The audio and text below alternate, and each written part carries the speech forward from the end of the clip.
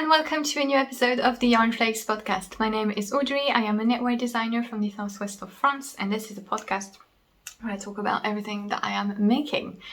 Thank you so much for joining me for this new episode. I hope you're doing well. I have quite a colorful episode for you this week with a new pattern release, a finished object, and a new work in progress, which I wanted to share with you. So I will put timestamps to all the different sections of the podcast in the description. So if you want to skip a project or find one in particular, my yarn stash is like really messy right now, and I'm sorry, but that's just how I am. So you're gonna have to, I just realized how messy it all looks. That's how I am. I hate mess on the floor or on tables or anything, but something that is supposed to be storage, if it still looks messy, I like it. I just don't really care. But yeah. Timestamps to all the different sections of the podcast. I also put links to the patterns and the yarns that I will be mentioning, as well as links to my social media and my pattern shops, which are for sale on Ravelry, Payhip, and Lovecrafts.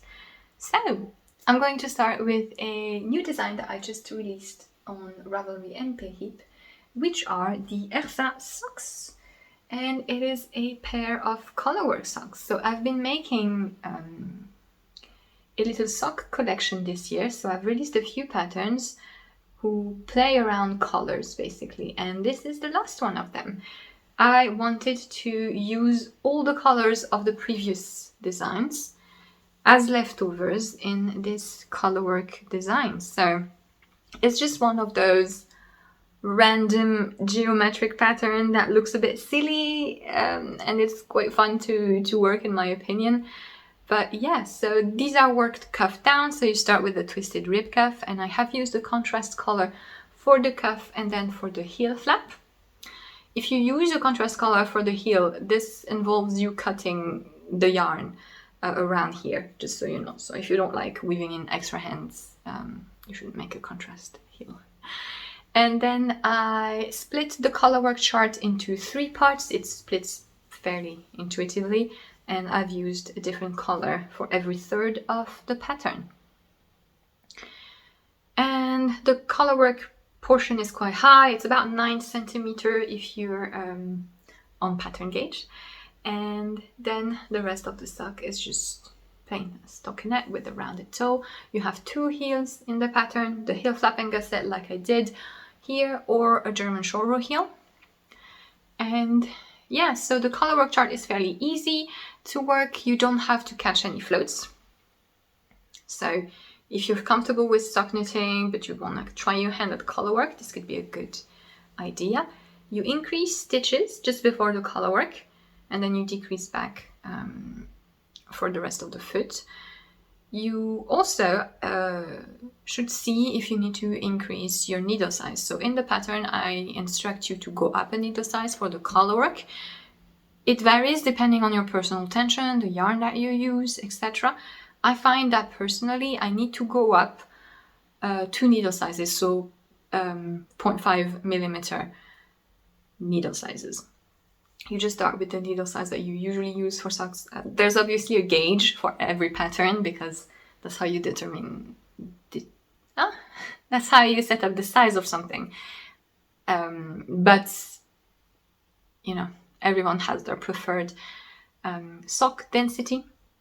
So compared to your usual sock needle, I recommend that you go up a needle size and that you adjust depending on how it fits. You should knit a few rounds, and then you try it on and you see if it's too loose or too tight, and you adjust because it might be a little bit different from one person to the next. Just be aware, if you're not familiar, if you're not too confident with colorwork yet, when you go up a needle size, it is to fix a gauge issue and an elasticity issue. The thing is, with colorwork, you can't really have negative ease. I mean, you can, but if you stretch, then it doesn't look so nice. See? This is why usually anything colorwork will be at least the size of the body part that you want to fit on. because if it's smaller, then you end up with something that's too stretched and it doesn't look as good. So you go up a needle size to make sure that your tension is appropriate and to fix the gauge so that it stays on track with the measurement that you want.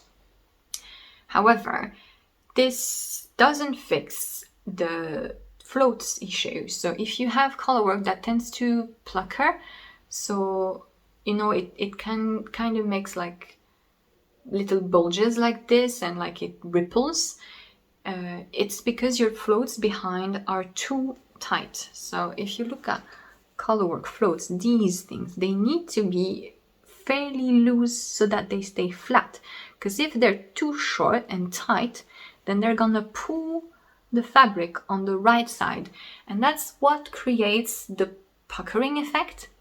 It's not the needle size. Changing your needle size in colorwork will give you the right gauge, because a lot of people tend to knit tighter in colorwork, so changing needle size fixes that, but it will not fix your floats, because you can have a higher needle size and still pull your floats too tight and have that puckering effect. What I recommend if you need help managing your floats, and it's something that I do, everyone does, is like this is not colorwork, but it's just stitches on the needle for me to show you. Once you've knit a few stitches, you pull them like this on your right needle so that you gain back a little horizontal elasticity, basically. Knit a few stitches, you pull them on your right needle, knit a few stitches, you pull them. And this will help you make sure that your floats are not pulled tightly, because if when you're changing color in colorwork, you take your yarn and you pull it, it doesn't matter the size of your stitch. Going up a needle size will make you bigger stitches, but the tension behind, if it's too tight, it will still be a problem. So yeah, the needle size adjustment is to fix gauge, is to make sure that you get the right comfortable size for your foot. It varies depending on, well, your tension, yarn, the thickness of your ankle as well. But if you have puckering floats issue, you need to fix it differently. So yeah, that is something that I wanted to mention, because sometimes I see that people go up a needle size in colorwork and they don't understand why it still puckers. It's because it's two different things that you're trying to fix something with a solution for another thing. So that is why. When I shared this prototype with the leftovers from my previous designs, a knitter from France, Agathe, she mentioned that it looks like Daleks, so especially if I put them like this. And I couldn't unsee it. And yeah, so if you're not familiar with Doctor Who, Daleks are kind of an alien / robot / whatever. Explaining Doctor Who to people who've never watched it is like I said in the French podcast. I thought it would be a good idea to use that as an exam for teachers. You want to be a teacher. Let's see if you're good enough, if you're eloquent enough, if you're capable to explain things well enough. Explain Doctor Who to someone who has not watched it. It's like the most complicated epic challenge. My partner never watched Doctor Who, and one time I was watching one of the Christmas episodes, and he was with me, and he kept asking questions, and why is the older man not as experienced as the younger one, and who is that, and what's that? Yeah, it is not an easy task. But anyway, Daleks are a sort of antagonist in Doctor Who, which are like, they look like big metallic cans, I guess. The special effect and costuming in Doctor Who still has that kind of retro vibe even nowadays, which is fun. but it does look like this, and so I couldn't get it out of my mind, and I decided that I needed to make a Dalek version. So black and grey. And it was also a good opportunity to showcase a one color version.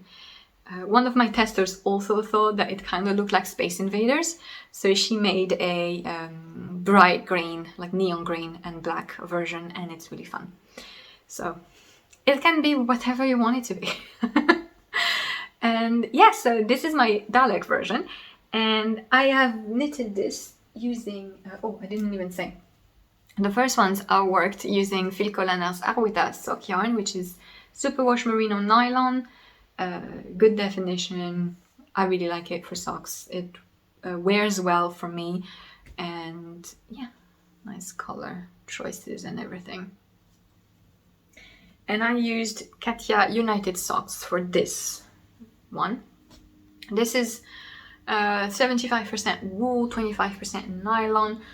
So it's like a mix of different sheep breeds when they just say wool. It comes in 25 gram balls, which have 100 meters each. However, I find that it's quite thicker than a regular fingering weight, and I find it at my regular sock gauge. You stay there. At my regular sock gauge, it makes a very firm and dense fabric. Like it's quite stiff, and it's not very soft. Wearing next to skin, it sucks.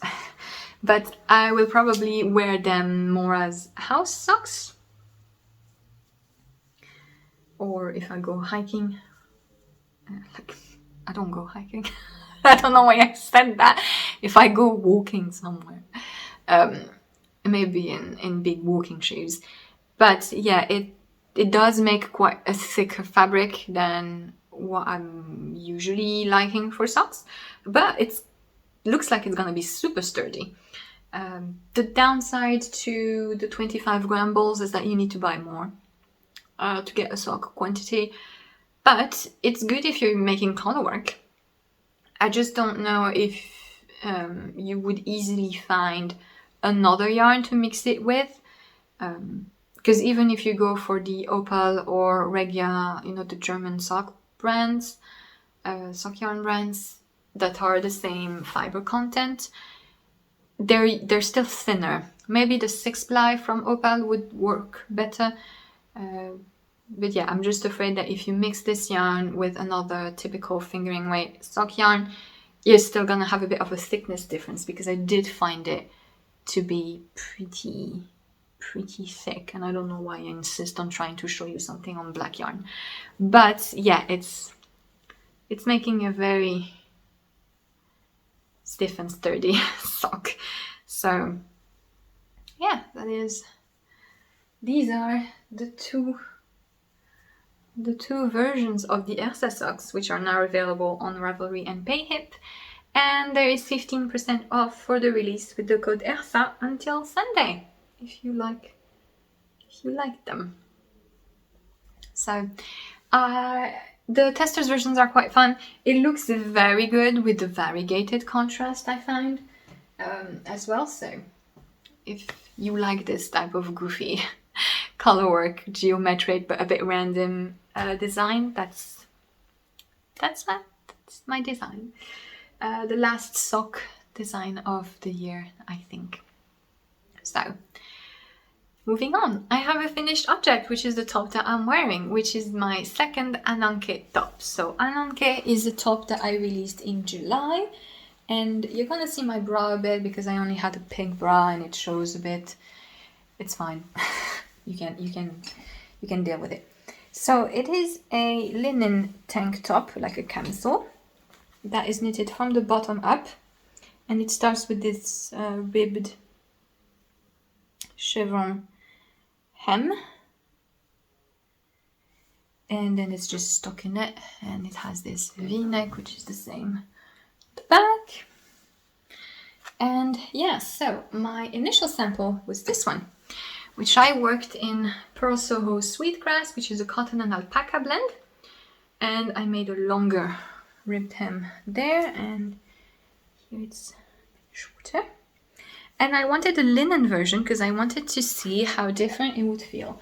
Basically, this version it's the exact same size, but this one feels very fitted, like not only because of the larger hem, but it's also that the yarn tends to snap back, so it's a little bit more cinched on my belly. And I wanted to show that if you use a drapey yarn, you see how it's not tight at all on my belly and hips.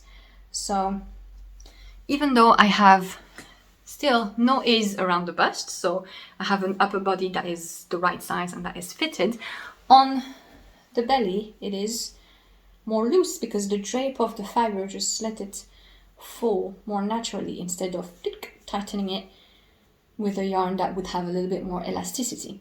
This is pure linen. This is the Kalinka linen from Karin Oberg. I knew I wanted a red top, and the linen I love knitting with, which is Antigone from the Rerum Natura, they don't have a red. They have like a orangey red, and they have a like burgundy granite kind of red. And I wanted like blood red. So I decided to try this linen, and it's thinner linen. It's one of those really fine fingering weight linen that you kind of want to hold double. Even though it has only like 300 meters, I think, per 100 grams, it feels very thin. And I was kind of afraid that it would be too transparent. This is a 27 per 10 centimeter, 27 stitches per 10 centimeter gauge. So it's quite a dense fingering weight gauge. It's actually fine. Like you can see my bra, because it's not the right color. But it's actually, I'm pretty happy with the fabric that it gave me. And it's really nice and fresh to wear. Linen is really pleasant to wear. It's not the most pleasant to knit with if you're not comfortable with it, if you're not used with it. It feels very stiff, especially this one. Antigone from the Rerum Natura is quite pleasant to knit for a linen. This one had that really papery, straw-like effect. And you shouldn't be afraid. If you touch linen or linen yarn, people are always thinking like, oh, this is how the fabric is gonna feel, like really stiff. But no, once you've knitted it and washed it, it just like flows. It has lots of drape. That's the exact opposite of what you would think. And yeah, you shouldn't be afraid. When you wash a vegetable fiber though, when it's wet, it feels really thick and stiff. It's kind of like jeans, you know, when you're washing jeans, when they're drying, it's quite like a cardboard. But once it dries, it just gets the drape back, and you end up with something that is very light and pleasant to wear. And I'm really happy with this one. I wanted to, like I said, show that if you use a drapey yarn, you don't have something that ends up being this fitted, because it's just more comfortable. You can also obviously make an A-line if you want to cast on more stitches here. But if you look at how the ribbed, this is not lace, it's just 2x2 ribbon and decreases and increases. You can see how it's like more spread out and it's not as springy, because I'm using a fiber that just doesn't have that elasticity that makes it more fitted on my body.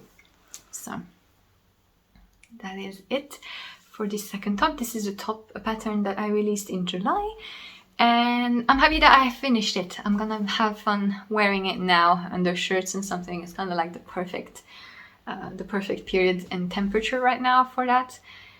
I still have one summer project that I need to work on, a personal one from another designer, and then I'm going to move on to full autumn and winter plans. I have a work in progress to show you, so I've been saying for a few episodes now that I have too many whips, and I didn't manage my time very well this summer. Basically, I just had secret projects arriving, and I still need to deal with some of them. which meant that I had too many whips, and I'm not comfortable having too many whips. I like having 3 whips, like 1 design whip and 2 personal work in progress, 1 that might be a bit more complicated and long like a blanket, and 1 that is a little bit more easy to work on. And right now I have 5 works in progress, so I don't like them. But I'm making progress through them. Kinda. Because in that logic of having too many works in progress, I thought it would be a good idea to apply for a test knit. Listen, I've been following Rebecca Clow, I don't know how to pronounce her last name, which is the Crea Bear, and I've really liked one sweater that she's been working on, the Alder sweater with texture, and the texture pattern that I've just been like obsessed with ever since she shared it. And so when she was looking for testers, she had like the Google form to apply. I filled up and deleted that Google form like 5 times before deciding, okay, you know what, I really want to knit this now. So I was very lucky to be selected as part of the test knit, and this is what I'm working on. So it is a crew neck raglan sweater with this texture stitch pattern.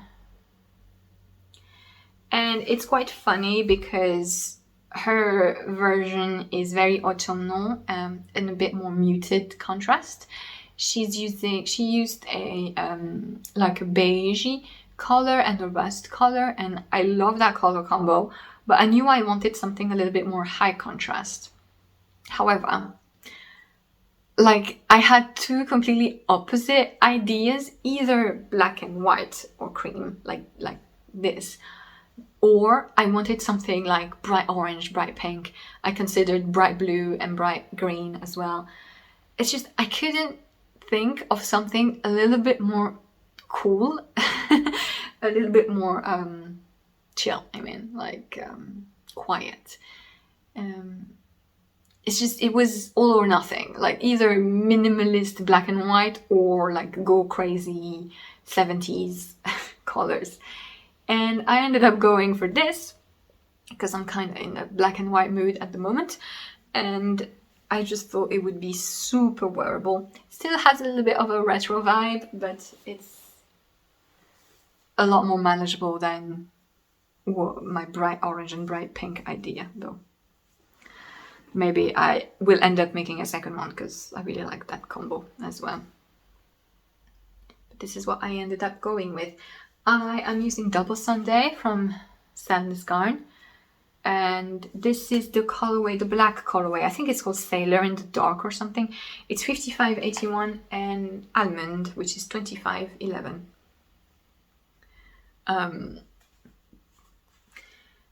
It's the first time that I use Double Sunday. I really like it. So it's pure merino. It's very soft. It's a very round yarn, very bouncy and soft. I'm really liking knitting with it. Yeah, I think I will get it again because it's like a good DK weight when I need definition and something soft. It has a good color range. I saw that they released new colors with Petite Knit.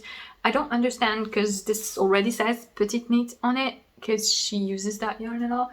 But I saw that they released a new range of colors specifically designed with her. And so I don't understand what's the difference with the original one.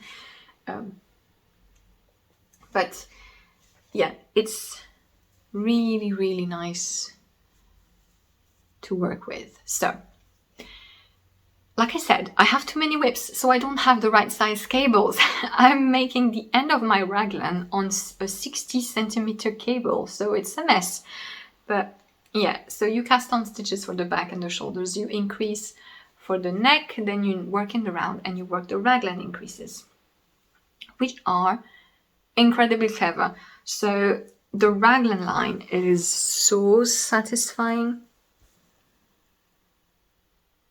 These are lifted increases, basically. If you've never done lifted increases, I really recommend that you try them. A lot of people have issues with the make one increases, either because they're a bit complicated to remember or because they make a visible bump, basically, especially if you're making a yoke. Sometimes you can really see the line of increases.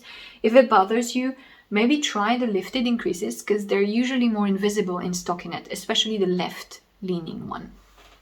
It just means that you have to knit from the stitch below. Basically, you take the leg of the stitch below, either on the left side or on the right side, depending on which one you're making.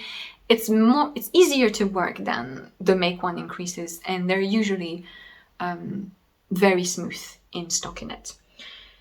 And this is just so smart to use them here because basically it makes this. You see this line here, these lines of V stitches going down, and the increases are going either way. Well, this is not a stitch. It's like each leg that you have lifted that are laid right next to each other and that are recreating a stitch. And it's like really beautiful, really satisfying to work. So smart. Really, really cool. It even looks good on the beginning of the round, which is it's a bit offset, obviously, but it still looks fairly good. And yeah, it's just really, really nice. The stitch pattern itself also, I really like. I think I've seen it before in just one color. It's super intuitive. You may think that it looks a bit complex, but no. So it's not stranded knitting. You only use one color at a time. Basically, you make 2 rows of each color and then you switch. And it's just slipped stitches, increases, like a yarn over increase, and and decreases, left and right decreases. And it's very intuitive, like you can see very clearly what you need to do because your stitches never look the same. And either you have a color signaling you that this is where you need to do the thing. It's a short repeat. It's 4 or 6 stitches because you increase. And either you have like one stitch in white and so you know, oh, okay, this is where I need to do my thing and then the rest is knit, etc. Or you can clearly see the clusters because it makes little stars like this. And they're made by creating clusters of one color and slipping the others, basically. And it's very, very intuitive, very pleasant to work. I think even if you're not someone who's very comfortable reading your knitting usually, you wouldn't get any issue with this because you just need to make it a couple of times and then you realize that you can't really do it wrong because if you don't do the stitch in the right spot, you're instantly going to notice that it's like not bundling up properly. That makes a lot more sense when you're knitting it. Basically, what I'm saying is that it's a stitch that is more complicated to explain than to actually knit, and it makes like it's very smooth when you're actually making it. The one thing I have an issue with is that I keep forgetting the color change. The color change, for some reason, is not intuitive to me. It's just 2 rows of each color, but it's for some reason, if you look at this, you would think that I'm making little white stars, right? So instinctively, you are like, okay, I'm making little white clusters, but no, the clusters that I'm making are black, and this is slipped stitches that make this effect. So it's a bit counterintuitive when the color changes to me, but it's just 2 rows, so I just need to remember. There are some testers who are making, because we have an Instagram group with the testers, and some of them are making different contrast colors, and it looks so cool. But yeah, it would be annoying for me to keep track of it, I think, because for some reason I just keep forgetting that I need to change the color or something. But now I'm getting better at it now. I can remember more which round is which color, basically, because it's only 4 rounds of the pattern, or 4 or 8, because you're making them to shift. And yeah, it's really fun to knit. I really, really like it. What's very funny is that when you're looking at it like this, you don't really see a main color and a background color. But if I were to reverse the contrast, it would look completely different. So even though you'd think that each color is used about the same way, it actually looks nothing alike if my background was white. Because right now my background, my main color 1 is black, and my contrast color 2 is white. But if I were doing the opposite, which I believe someone in the test is doing, or I don't know if it's black, maybe it's a very dark blue, it looks completely different. And yeah, I'm having lots of fun with it. It's very satisfying. I really love that stitch. I think it's so cool. What I really like about the Créa Béa's designs is that she manages to like make designs that are interesting to knit, in that they have texture or color work or lace. Like there is something, right? They're not just minimalist, just pure stockinette all the time. There is a visual interest in her designs, and yet it's not too extravagant. It's still classic. That's the thing. I think she really has a great sense of the middle ground between something that has a texture or color interest, but still is classic and easy to wear. It's not in your face weird stuff like sometimes I do, right? She has a really good sense of it's fun to knit, and it still is highly wearable, in my opinion. And if you make this in a more muted contrast, it just looks like very classic and easy to wear. Like this is a bit maybe more stark with the black and white, but it's still the fact that it's all over and it's like small little things. I think she has a really clever sense of making something that is interesting to knit, but it still would be very, very wearable for the majority of people, I think. But yay! Gonna split for sleeves, knit a little bit on the body, and then I will pick up and make the collar. I asked her if I could not make the folded one, and she kindly agreed. I don't know what it is. Like, I like a folded collar in thin yarn, but if it's thicker yarn, like this is Decay, but even sportwear yarn, it just looks weird. I think it looks so neat, but when I'm wearing a folded collar, if it's thick, I just feel like my head is like popping off, like it's just, it just makes a weird discontinuity. I don't know. It's like a weird visual effect that it creates for me.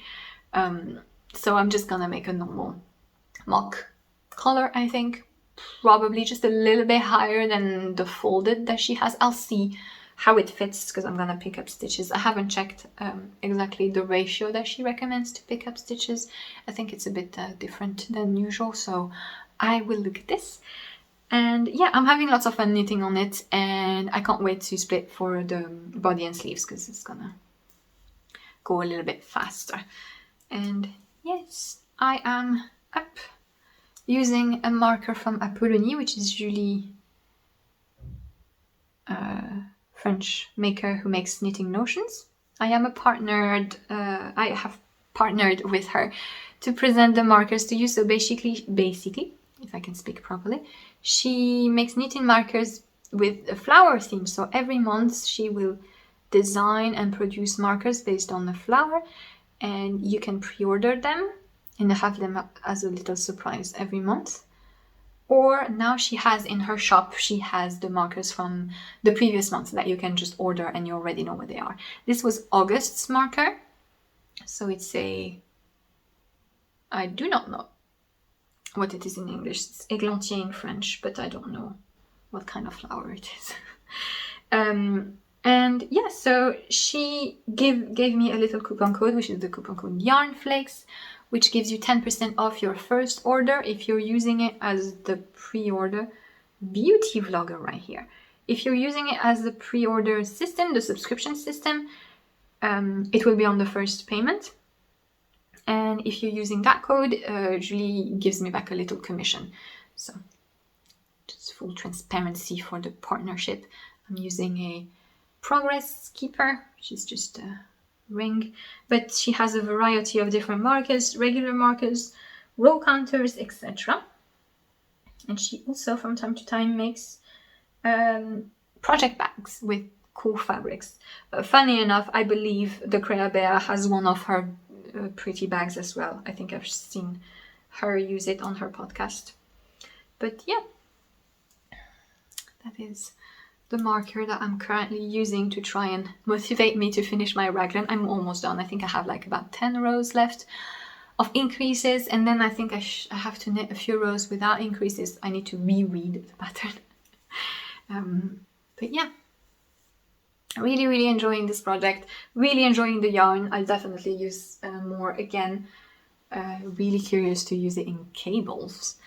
And yeah, that is it for all the projects that I wanted to share with you. I don't know why I'm so, I think it's the light that makes things look a bit washed out.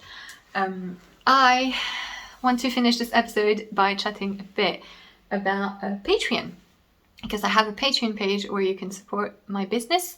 Basically, you have access to, and now I'm not washed out anymore. You can, I'm fairly washed out, usually in real life as well. But yeah, anyway. What am I saying? Patreon, yes. So Patreon is a subscription service. Basically, you pay a monthly subscription to a creator and you have access to some special content. So this is a way for you to get a pattern at a more accessible price for garments especially. And I also put exclusive content there. So sometimes I make vlogs, just creative chill vlogs, and every month there is a video which is either a behind the scenes video or a more technical discussion. Some of the videos are all recorded in French. I subtitle most of them. Some of them I'm not able to subtitle anymore, but this month's video is subtitled in English. And it is a video about changing necklines. So making the neckline wider, more narrow, or changing from V-neck to round neck and vice versa.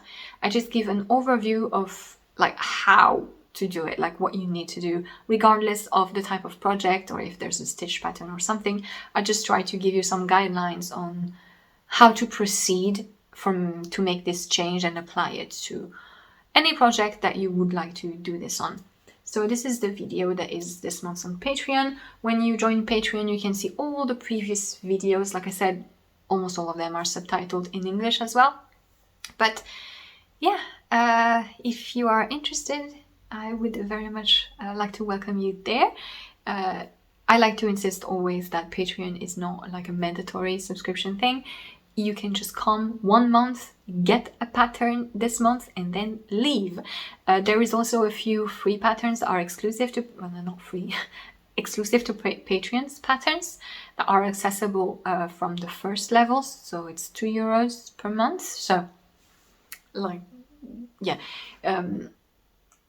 Sometimes I see people that feel bad when they need to subscribe for Patreons. Please don't. It's just because you buy one pattern doesn't mean you have to buy every pattern from a creator that you like, right? So just because you subscribe for 1 month doesn't mean that you need to subscribe forever to a Patreon. And there are so many people who are on Patreon and who do great things. So don't hesitate to just hop along. That's it. And I will see you again towards mid-September, where I will have a little things to share. I'm saying it as well because I remember that last time there were a few international people. If you're unaware of the Knit Eat Festival in Lyon, in France. So it's on the 23rd, 24th of September. There is a yarn and sewing and food festival happening in Lyon, France. So yeah, I will be there on the Saturday. It's a really good festival. It's on the same weekend as one of the Rugby World Cup match. So if you're in Lyon for that, just go to the festival as well, But it's quite a central European place, so I know it's easy to get in from other places as well, either by train or by car if you're living in Central Europe, basically. So yeah, it's a very neat festival. I hope to be able to attend again. So I have plans to be there on a Saturday. Fingers crossed. I'm not sick like the day before, like it happened last year, that I couldn't go at the last minute. So, but I should be there on the Saturday, and I think that's all that I wanted to share with you. Thank you so much for watching this episode. I hope you enjoyed it. I wish you a very happy end of the day, evening, whenever you're watching this, and I will see you next time. Bye!